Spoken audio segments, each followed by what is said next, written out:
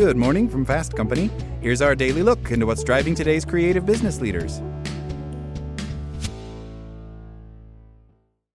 A century ago, work was unsafe and openly adversarial. Strikes were common, turnover was extreme, productivity suffered. HR, then called personnel, was created to manage this instability. Its job wasn't to make work fulfilling, it was to reduce friction between employees and the company, keep people on the job and protect output. As companies matured, so did HR. The function expanded to include hiring, pay, benefits, training, grievance handling, and legal compliance. On paper, this evolution gave HR a broad view of how people experienced work and the potential authority to shape it. But that authority was never fully claimed. Instead, HR generally settled into administering systems and policies designed by others, especially the C-suite. In a recent Wall Street Journal interview, University of Virginia Business School professor Allison Elias explains how this history is experienced today. Employees don't see HR as a driver of better leadership or a healthier workplace. They see a function that listens but rarely acts, collects feedback but seldom follows through, and lacks the authority or the courage to intervene when leadership behavior is the root of the problem. Employees today doubt whether HR has the power and standing to influence how individual leaders actually lead, especially when leadership behavior openly undermines trust, clarity, dignity, or psychological emotional safety. Over time, that gap between listening and acting has become the narrative.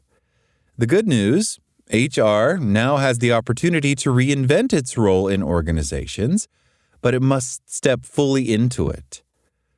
Well-being drives performance. Over the past year, remarkable research has shown that employee well-being has a direct and profoundly positive impact on organizational performance. The newest study comes from Irrational Capital.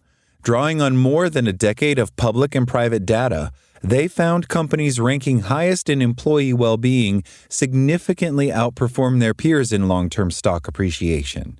Over an 11-year period, firms in the top tier of employee well-being outperformed those in the bottom tier by nearly 6 percentage points. By contrast, companies that excelled primarily on pay and benefits outperformed by just over 2 points. What's now empirically clear is that how people feel about their day-to-day work experience and their direct managers matters far more than what they are paid to tolerate it. And if well-being drives performance, then feedback must be continuous, actionable, and tied directly to leadership accountability. The real voice. What employees are craving is a real voice. They want to be routinely asked for honest feedback.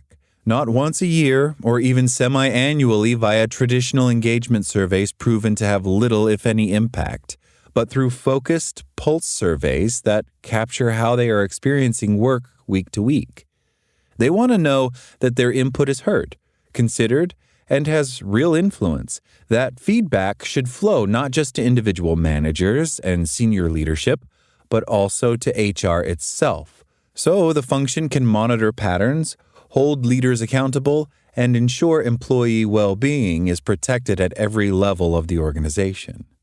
When survey results show managers are consistently uncaring, unsupportive, or otherwise undermining employee well-being, HR must willingly intervene, coaching leaders to improve, or when necessary, removing them.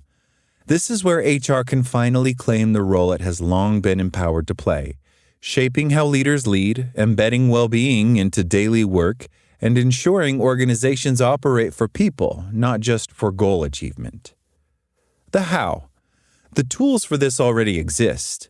Pulse surveys can be deployed one day and summarized the next, delivering real-time insights to managers, senior leaders, and HR. This immediately creates a rare opportunity. HR doesn't need to wait months for engagement reports to act. Every piece of feedback becomes a lever to correct course, reinforce positive leadership, and make tangible improvements in how people experience work. What's critical is that HR can and must be the true guardian of this ecosystem. That means more than administering surveys or running reports. It means owning the operation, owning well-being. It means creating a culture where employees know their voice carries weight and consequences. It means ensuring that workplace leaders understand the practices that contribute to well-being and that there are real teeth, accountability, in its oversight. It must celebrate managers who excel, coach managers who fall short, weed out those who don't improve, and embed well-being metrics into how leaders are evaluated and rewarded. It must be clearly understood that this is not merely a moral imperative, it's a business imperative. When people have their needs consistently met for belonging, safety, growth, appreciation, and respect, the key drivers of well-being, organizations see measurable gains in retention, commitment, collaboration, creativity, and profitability. Claiming power. The truth is, workplace leadership practices are in dire need of transformation. Evidence abounds that traditional methods deplete people rather than energize them, and HR has both the access and authority to lead the needed change throughout their organizations. For HR leaders, the question is simple. Will you fully claim the power your role affords? Will you leverage real-time feedback, hold leaders accountable, and transform the employee experience? Doing so will not only improve performance and profitability, it will permanently elevate HR from a back-office function to the strategic force every modern organization needs. The moment is now. Employees are speaking. The data is clear. The tools exist. HR, step into your power. Shape how leaders lead, protect well-being, drive performance. Make your mark. Ensure work is safe, meaningful, humane, and create organizations that truly flourish. That's all today from Fast Company. Talk to you tomorrow.